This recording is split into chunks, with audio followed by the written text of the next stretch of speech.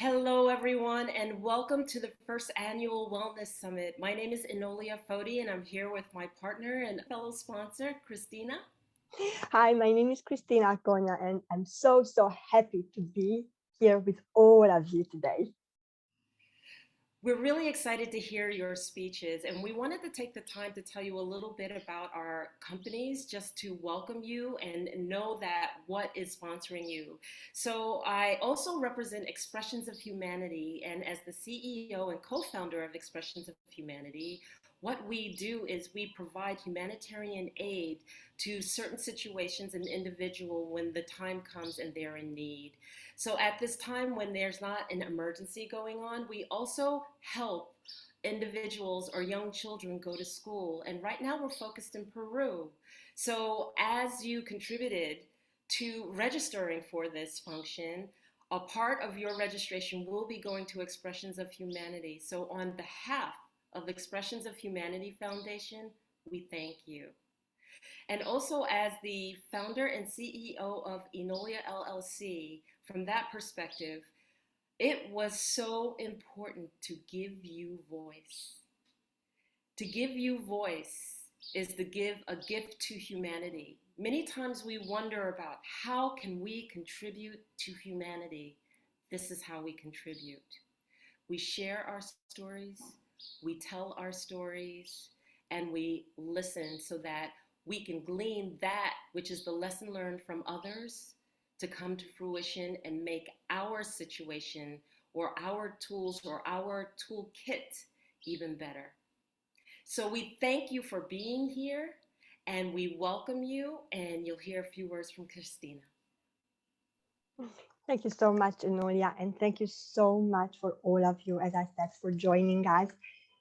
Because we were talking with Enolia, what can we do, to spread the message, to give a voice to somebody else, because people, some they are too shy or they don't really want to make their voices heard because of many reasons. And we decided that a platform where we all come together, like privately talking, but then this private talk, which is going to raise a lot of positive energy, is going to go out, is going to create a ripple effect in the world.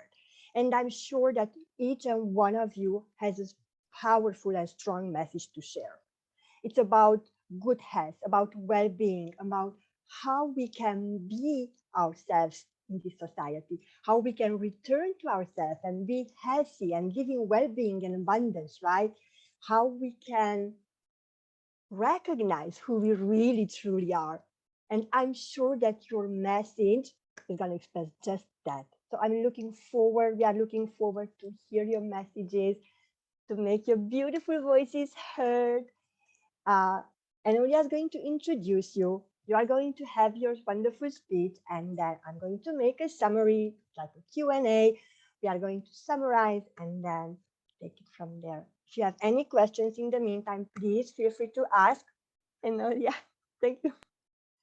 So I have myself listed as doing the first speech, and I needed to share this with you. So who am I? My name is Enolia Fodi. What do? I do many things. So as the CEO of Expressions of Humanity, the CEO of Enolia Fodi LLC, but most of all, the most important thing to me is that I'm a medicine woman. I am a grandmother, I am an elder, and what that means in the indigenous way is that I am a matriarch taking position to help community, to be able to answer to community, to be able to have my fellow peers soar. So I dedicate my life to seeing my fellow peers soar, and this is one of the platforms in which I am able to do it. So, what is it in terms of the relationship between me and you? That relationship between me and you is the fact that you are the gift. How are you the gift? With every situation, with every circumstance that you have gone through, with the cultivation of your experiences having taken place, whether adverse, whether soaring, whether whatever that case may be, that experience and your ability to voice that experience is the gift and contribution to humanity. Each one of you come here with a story, with a circumstance, with an experience that has shifted your life. Each one of you have come here to share a story, to share your heart, to share something deep and personal, to share a skill set, to share a tool set. That is your gift to humanity. So when you are sitting back and having doubts or feeling like, oh, my story isn't strong enough, or my voice isn't powerful enough, I want you to think twice. I want you to think twice, and I want you to dig deep into that courageous person, because your voice counts. What you bring to the table is of value. Who you are is of significant value, and what you share is invaluable. So as you sit here contemplating and waiting your time to share what it is that you want to contribute in this forum, note that we support you, we care about you, and we see you. We see you in every way. You are the gift. You are the gift to the world. You are the gift to humanity. You are the gift to your peers. Your voice is the gift. And as we hold space for you to be able to share that which you want to bring forward to us, we want you to know that all that you share will be echoed like a ripple effect. And it will be echoed on this platform amongst your peers. It will be echoed on the platform as we share your speeches. And it will be echoed because you are who you are. So we want to thank you again for being here, for sharing this space with us, for understanding how valuable and important it is for you to share your gift, and that we see each and every one of you as you do it. So with that said, I thank you for this time. Thank you so much, Enolia. That was an awesome, a beautiful introduction to our summit. So thank you so much. And all I can do right now is just to summarize basically what Enolia said. You here today, all these beautiful souls, you are the gift. You are a gift to the world. And we are so happy that you actually took the courage to share your message and to make your voices heard. So thank you so much, Nolia, for that. And I'm saying this, let's hear your messages. Let's hear your beautiful voice. Would you like to introduce our first speaker, Nolia? Yes, I would. Thank you. So here we go. My first introduction is that of Tanya Maddox, her company In Focus Coaching, LLC. Tanya is a medical business professional, and she has her medical business professional certificate from the Michigan State Medical Society with 20 plus years of medical office administration, certified life coach, owner of In Focus Coaching Services, and her tagline is putting 10x Zoom on your goals, certified etiquette professional. Inspired and committed to help women uncover their best selves, her mission is to support women and empower girls, fostering a better community.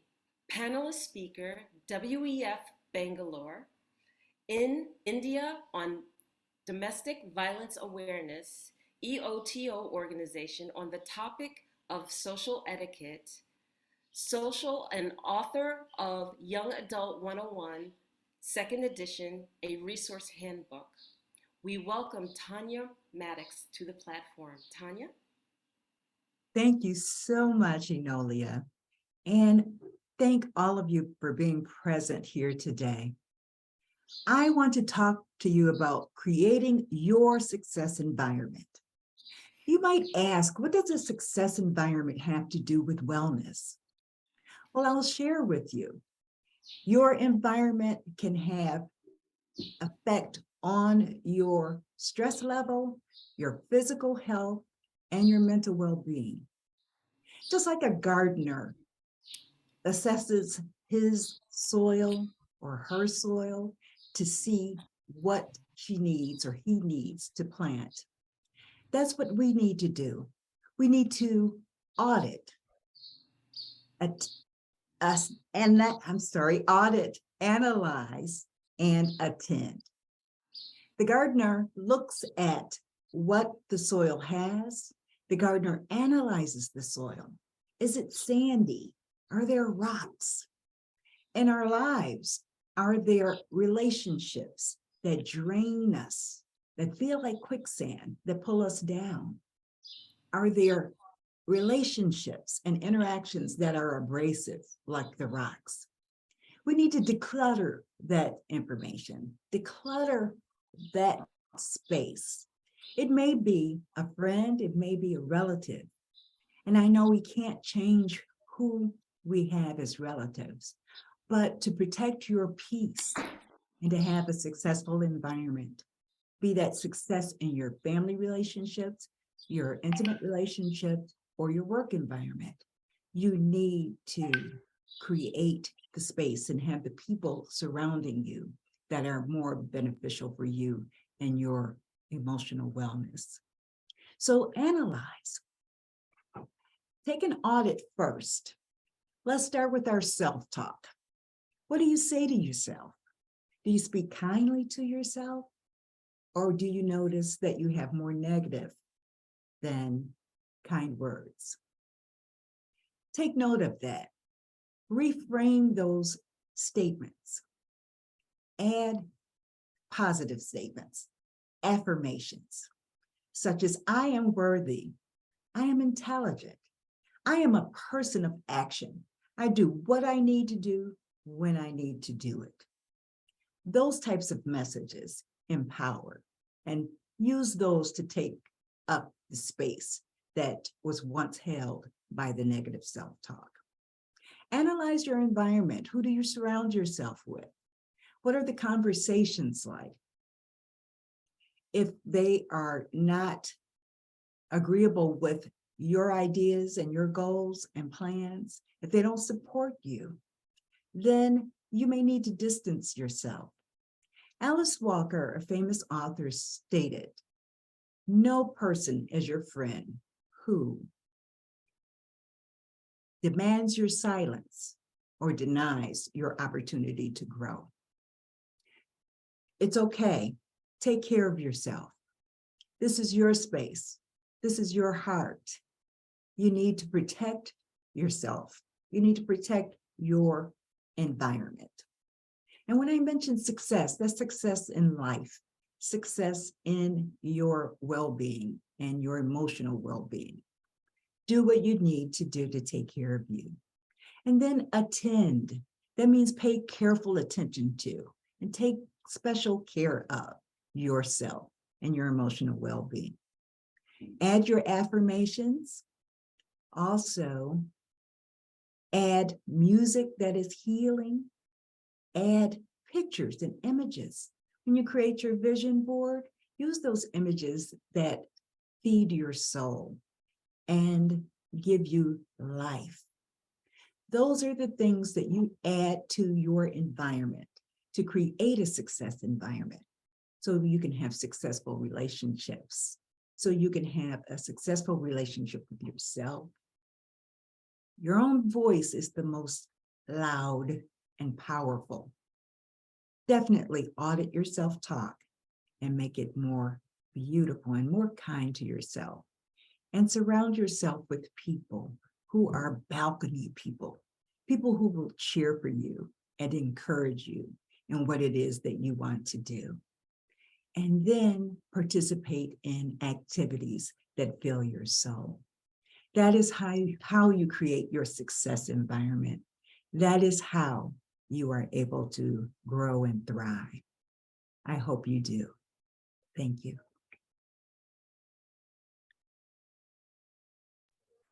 Thank you so much, Tanya. I loved your topic. I loved your speech, self-love and taking good care of yourself. It's really one of my favorite things, one of my favorite topics.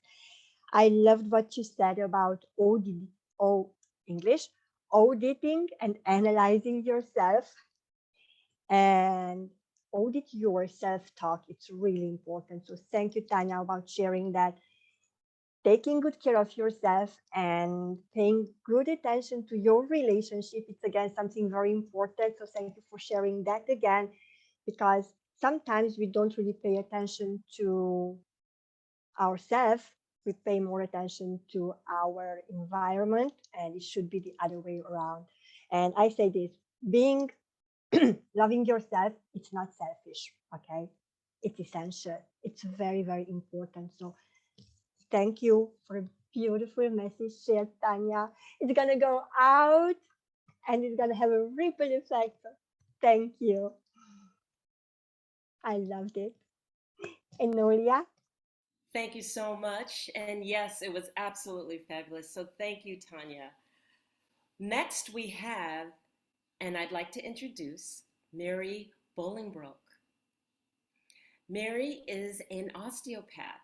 Her company, Mary Louise B. Limited. Mary has been practicing as a craniosacral osteopath for the last 30 years, and more recently, working with horses and dogs, including as an animal communicator. Since the COVID pandemic, she has been doing group work aimed at helping to resolve ancestral healing. This has resulted in a deeper understanding of the transitions associated with death and birth and the embedded ancestral trauma intertwined with both. So it brings me great pleasure to present Mary, and the name of Mary's presentation is Fear of Death and How It Freezes Our Lives. Mary, we welcome you to the stage. Thank you very much. And I'd like to thank Tanya as well, because everything that she said has led in so beautifully to what I'd like to talk about. Tanya was just talking about really taking care of our environment. And I believe a lot of today's conference is about sustainability. And I don't think we'll really find sustainable ways of really living until we can understand that living is a constant process of transition and transitioning comfortably through growth, development, birth, life, and death. So really, to reach sustainability, we need to have a different approach and understanding of death. And please don't misunderstand me here. I really understand how enormous it is to confront one's own death or the impending death of a loved one or a child.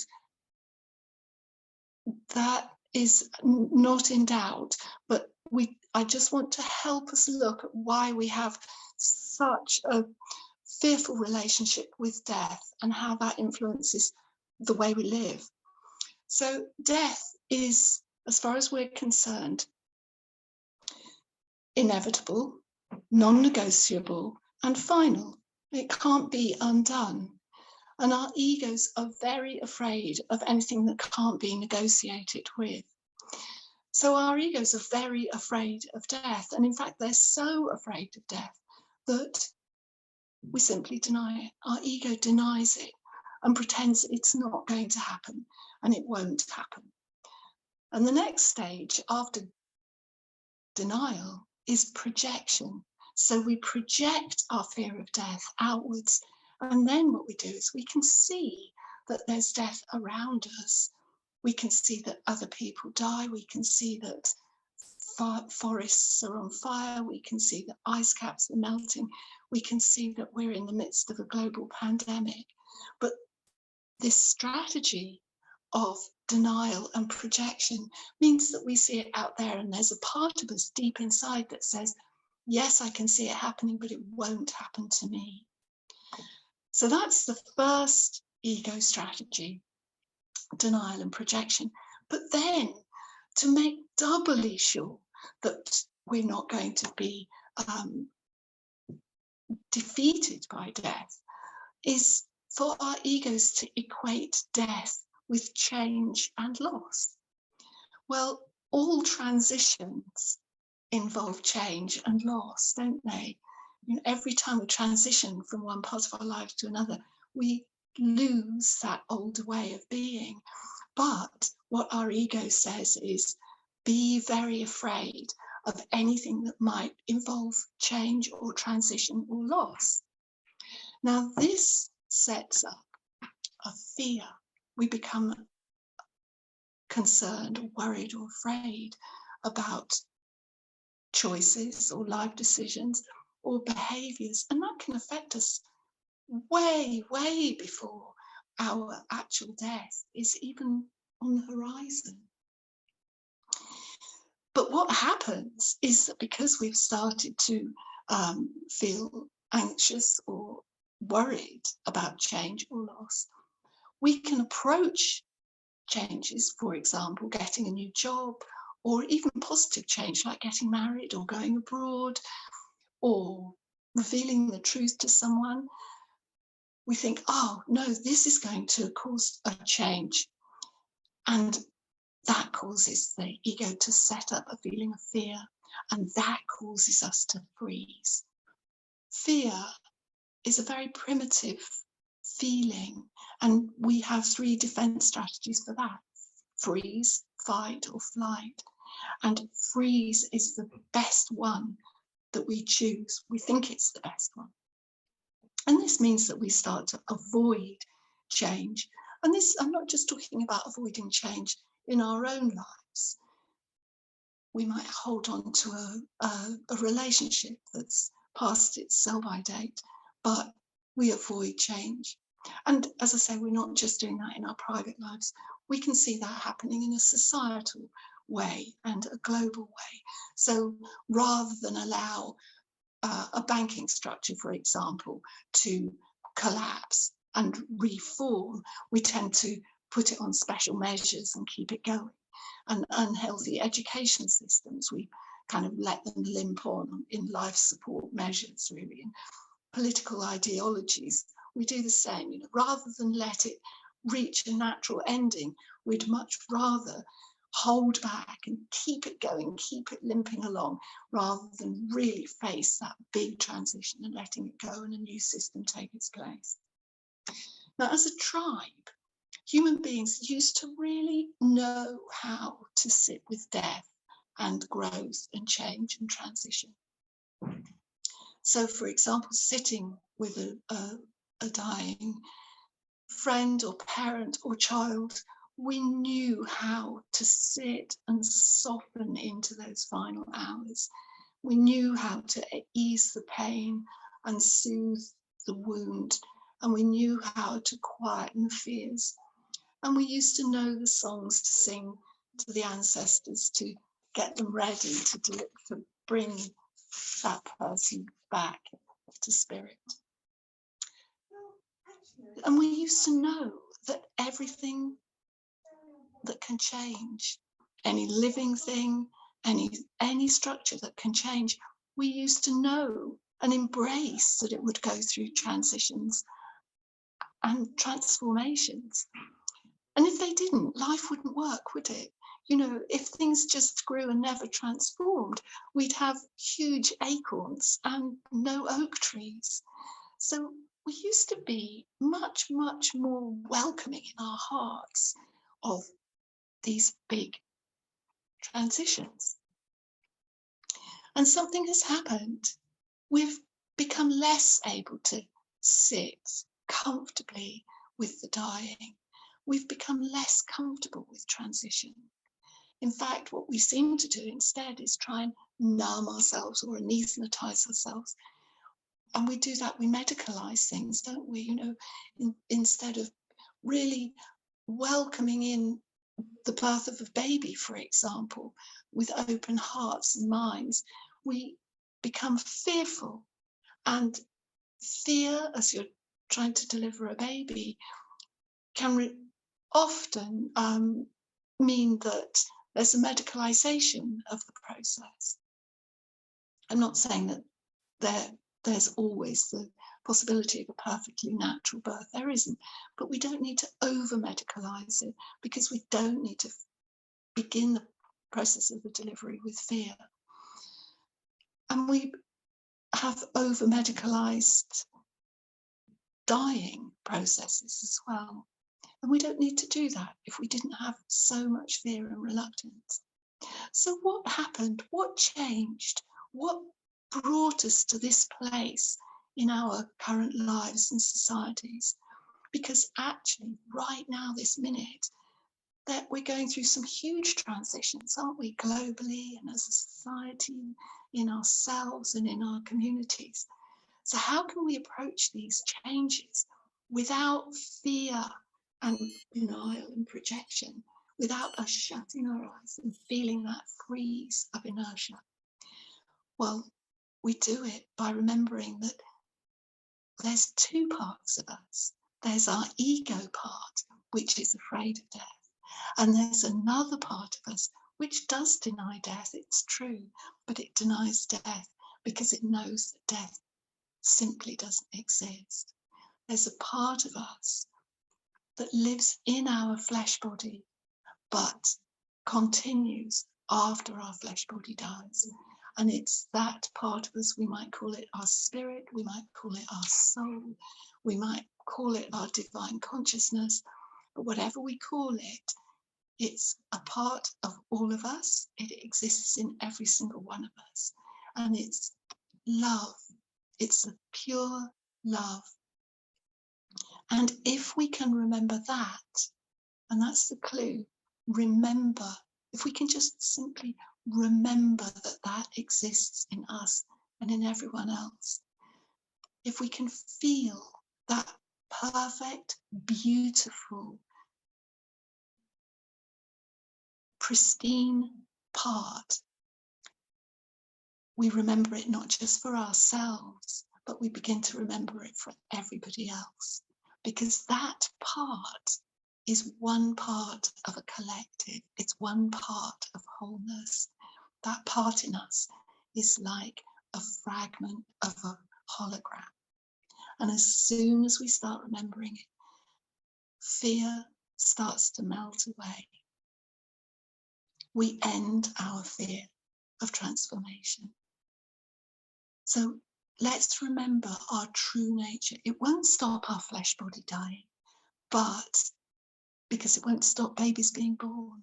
But what it will do is help us come together in such a way that we realize with love that life is much more about sustainability. Thank you. Thank you, Enolia. Thank you so much, Mary. Thank you. That was a very, very powerful delivery. And I have to thank you because you come up with a topic, and I have to acknowledge your courage that you dared actually to come up with a topic what I say 99% of the coaches, healers avoid, and that's about death and fear of death. So thank you for brought it up, because yes, dying, death, it's one of humanity's biggest fear, right? But as we know, fear is just, I would say fantasized experiencing appearing real. And I loved what you said, that living is a process of transition, right? We are just transitioning through life. And until you do not know who you really are, you don't really realize that you already transition in your life.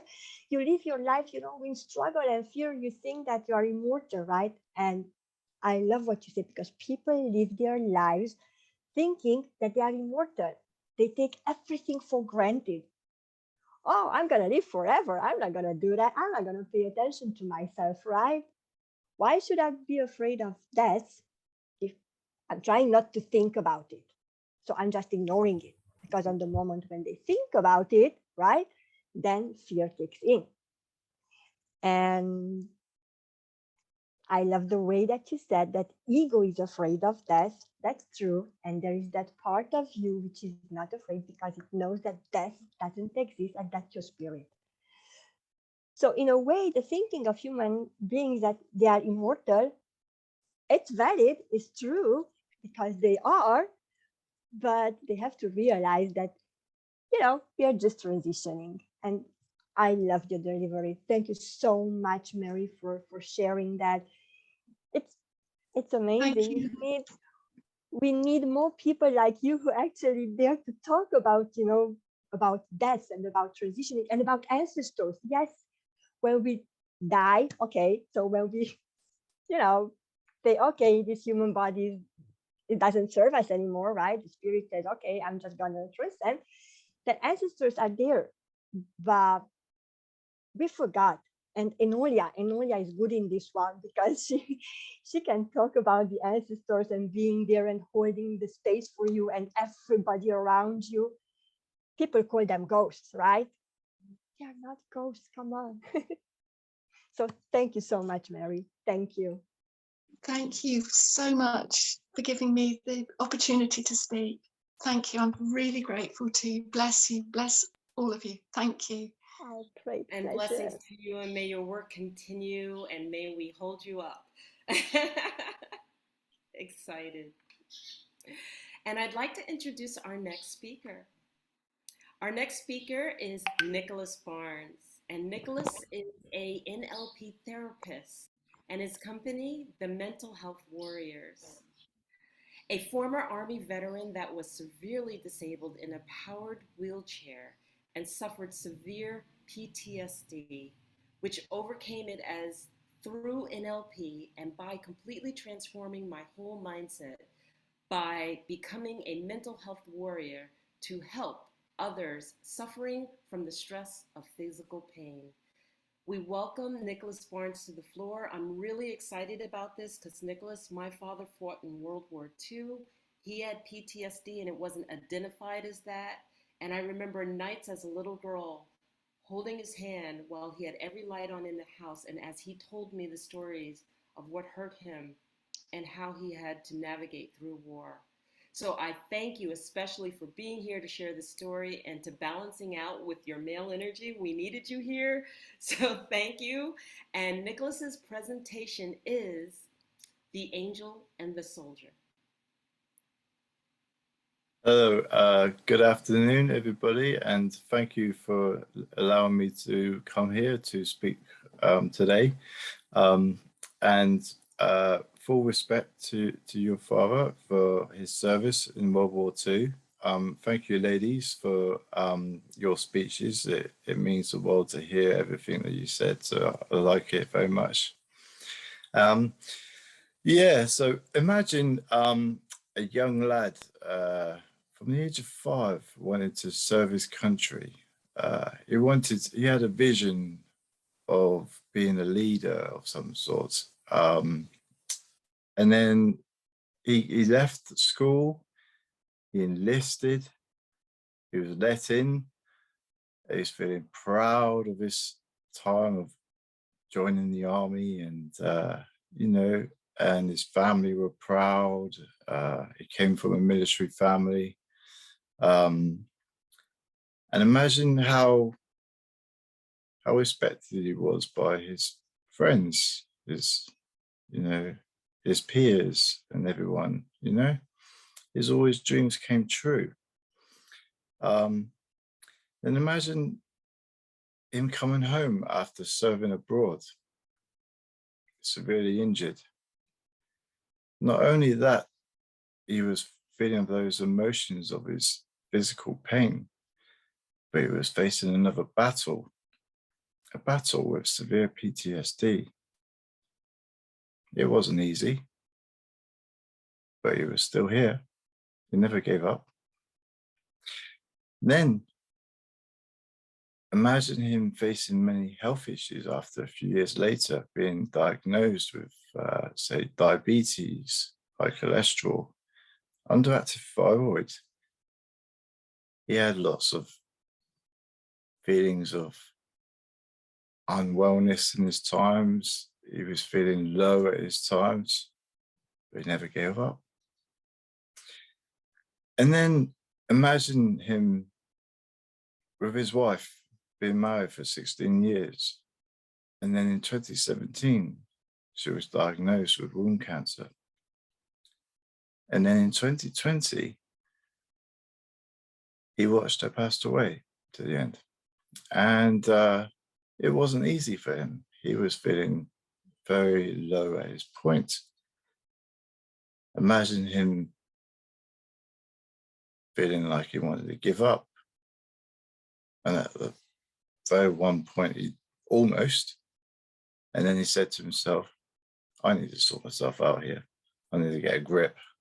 So he went to the NHS, National Health Service in the UK. He asked for help. He tried bereavement counseling. He tried psychology. He's tried psychology before. It wasn't helping.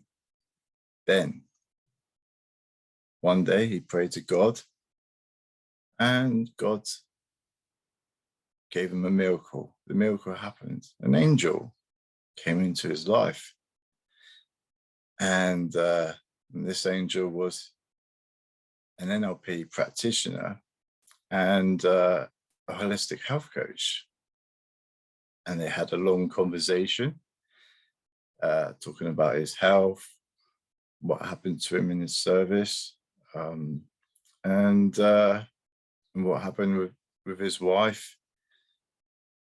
And then the transformation started. So she started helping him regaining feeling in his feet, his toes, and then his legs. He started getting stronger. And the stronger he got, the more he was able to learn to motivate himself to get out of bed, from bed to power chair, then power chair to the toilet, etc. And then he got into a manual wheelchair because his arms were getting stronger. And eventually he got to crutches. It took him 6 months to walk. And all that, it was amazing. He was like so happy with himself, yeah. And then this practitioner helped him with his PTSD, as well as his health conditions as well, and everything was reversed. His trauma was gone, and then he had one more obstacle that popped up suddenly after reversing the PTSD. His emotions came flooded back. Imagine that, how overwhelming he felt. It was very hard, but he overcome that too. He overcome all his health conditions, his physical pain. He still gets pain now. Yeah. He goes to the gym every day, 7 days a week, goes swimming. And now he works in mental health as a peer support coordinator, helping people that come in with a mental health crisis. He qualified in October 21 as an NLP practitioner. And then he started his new job in February 2022. In March 22, he qualified as a mental health first aider at work, an advocate. And then a hypnotherapist in July. And now that's me, Nicholas Barnes. I am helping others with my business at the Mental Health Warriors. I've set up a 90-day program with this coach, who is now not just my coach, but she is now my fiance, and we're working at it together as a power couple. So I'm so happy with my life. You know, it's not, you look at it this way, it's not what you can't do. You think about what you can do in life, and that's how you keep living your life and doing your best to be the best version of who we are, you know, us humans, right? Thank you. Wow, thank you so much, Nicolas. I appreciate you. I love you for sharing the story. And ladies, the truth is, Nick, he was very modest on this speech, really, because just imagine someone who been wounded, came home, injured, not getting help, lost his wife, and having diabetes, being in wheelchair, right? And look at him now, engaged, teaching others, working with veterans, right, and with other people who are suffering the PTSD and what kind of traumas, right? That's a huge step.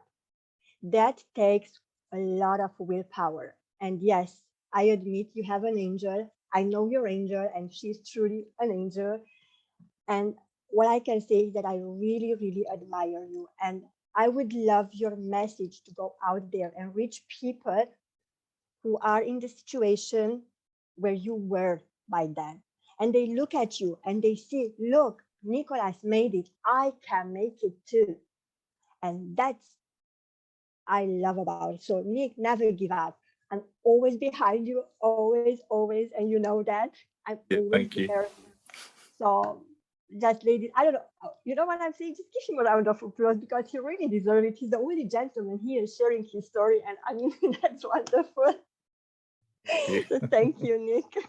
Thank you. Thank you. That means a lot to me. Thank you. And thank you, Nick, for sharing your story because I you touched my heart, and that's the kind of courageousness my father had to go through too.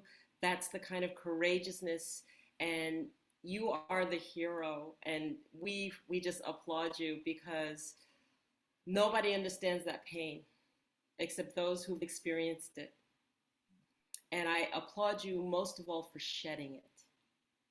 Thank you. For Thank you. shedding It means a lot. Yeah. Took a long time to, but I got there eventually. it.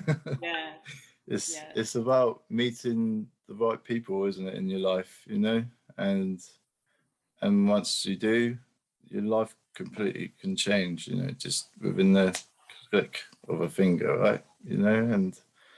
Um, and also I've been published in a magazine. It's called The Business Innovators for my life story. And so I'm really happy that I'm able to help others now again to serve not just my country, but to serve the world. It really means the world to me. Well, we thank you again for your story, and that'll be something I'll definitely be checking out. So, Thank you. Nicholas, thank thank you you so again. much It's so hard for to transition. Oh, go ahead. please, Cyprus. Thank you so much, Nicholas, for sharing your wise words and your story with us. And it was all like coming from the heart and going to the heart. Thank you Thank so you. much. Thank you. Thank you. It means the world to me. Thank you. Thank you. I'd like to introduce the next speaker, which is Maria Ian. Maria Ian of Sun Cave Productions. Maria looks for relentless, fearless, and spectacular in helping clients overcome various pitfalls. She is a results-oriented personnel development coach and writing coach with over a decade of experience in counseling. As a project manager in business administration, she is a transformative, detailed-oriented, and highly productive. She has planned and facilitated numerous projects for legal service providers. As a writer, she focuses on medical science, human rights, political thriller, and romance genres. If you go to her personal website from her Facebook page, you will find her in full writing gear at the age of 2, and she is self-taught. Maria has also completed many professional writing classes, a PhD in political science, and a JD in law. Her research passion is to investigate the extraordinary, miraculous connection between spirit and energy behind the science. Is that too abstract? No worries. She feels we are all together on that path, daily and step by step. Maria delights in the opportunity to prove a guiding light. So without further ado, I invite Maria Ian to the stage and her presentation on basics on controlling and directing one's energy. Thank you, Maria. We're so happy to have you here. Well, thank you. I didn't know you would read that whole long introduction. Why wouldn't we? We Yeah. see you. You do wonderful things and a beautiful contribution. All right. Well, we usually ask ourselves, right, what is in it for me? Like, what is in it for my job? What is in it for my investment? What is in it for my relationship? But we forget to ask the most important question, which is, what is in it for my health? Right? Now think about it. What is the cost if you can't see what is in it for your health? What is the cost if you can't actually understand the question you're asking yourself, which is, what is in it for your health? What is the cost if you refuse to live? What is the cost 1 week from now, 3 months from now, 6 years from now, or even 10 years from now? Now, you're probably going to say, I don't need to ask myself that question. I don't need to worry about what will happen 6 months from now, or 10 months, 6 years, or whatever time from the present time, because I know what is in it for me. I know what is in it for my health because I'm going to have all health insurance and all doctors that I need, right? But all you're really telling me is that I don't really need to worry about what is in it for me 10 years from now, because I know that I will have a doctor, right? Now, there isn't a single human being on this planet that associates knowing what is in it for them with having a doctor, right?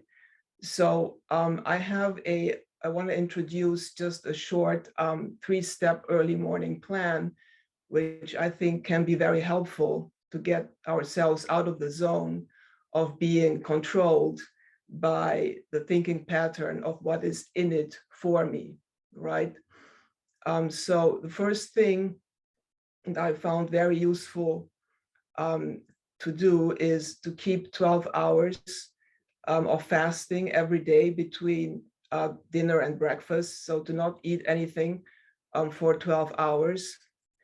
Then once you get up, to get a chance and look at the sky, look at the treetops and see how they blend into the sky, even when it rains or when it's cloudy. Now, some of you may say, well, I'm really not able to do that because I live in a big city and I don't see any trees, I don't see any nature. But you're not really looking at that. You're looking at the energy that keeps the clouds into the sky. So make that into your daily practice.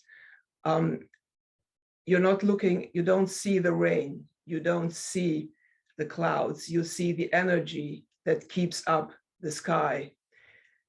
Then I'd like you to do some strength exercises it depends how fit you are. Now, I do 20 minutes of strength exercises every morning, right after the sky meditation, which again, all that's supposed to do is to get you to see the energy that keeps up the sky. And you can do that in the middle of a very big city with like millions of people around. So body weight squats and push-ups, it's very important that you time yourself. So if you set out to do, let's say 10 minutes, which is a little,